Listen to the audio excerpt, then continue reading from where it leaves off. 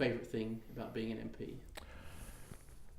It's a huge privilege. I think being able to represent the community that you come from in Parliament, and sometimes the job gets on top of you, but just remembering the buzz and the thrill that there is to be able to try at least to do things to make life better for your constituents and for the country.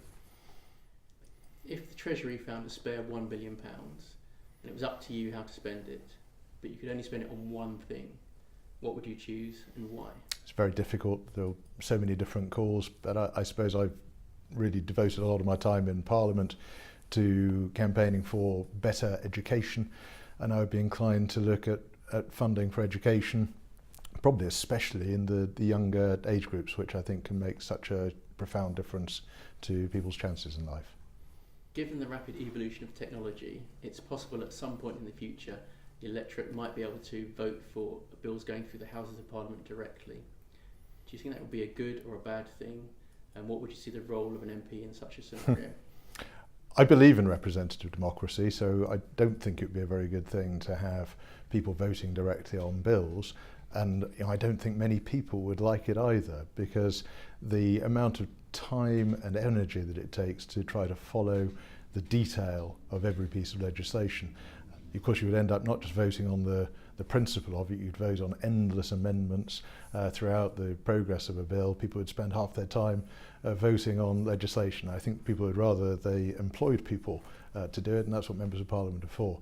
I might add, I think a lot of people have looked at the experience of deciding things by referendum, and I think that it's something that on very rare occasions where people have really reached a point where they don't think a conclusion can be reached through the normal representative process, there can be a case for it.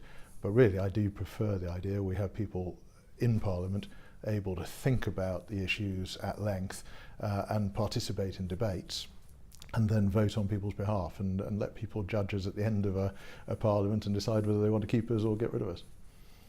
Do you prefer the carrot or the stick? Is it better to reward people for good behaviour or to punish them for bad behaviour, for example in the use of plastic bags or the consumption of sugary drinks? Definitely the carrot. And I think I was talking to a constituent the other day about this and reflecting the experience of when we moved from petrol with lead to unleaded petrol, which was really just by encouragement. It was a bit cheaper per litre or per gallon, it might have been even then, to pay for unleaded petrol.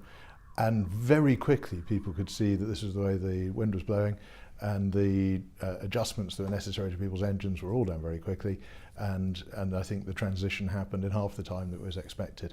So I think if you just go with the grain of what people want to do anyway, make it a bit easier for them, you get better outcomes. We note the publicity surrounding the use of WhatsApp groups in Parliament. Do you think it's a good or a bad thing for democracy for MPs to use WhatsApp groups, and why? I think communication is a very good thing in almost whatever way, and WhatsApp does give another way of communicating. So I think my answer would be it's a good thing if used with sufficient care. Like most social media, you've got to be aware that very often it is available much more widely than you might imagine when you first send a message. I tend to use the parliamentary WhatsApp groups more to receive than to broadcast. It can be quite handy to know what's going on and what some conversations are, but I do sometimes wish that people would be a little bit more careful in what they say. Which MP from another party do you most admire, and why?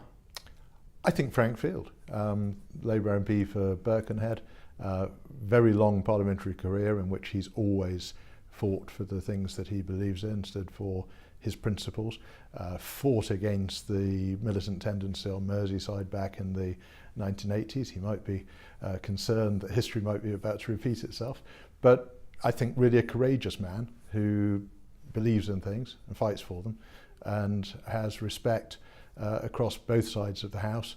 And having been to the Wirral and spoken at Conservative Party events there, I say I'm not the only Conservative who has quite a lot of respect for Frank as well.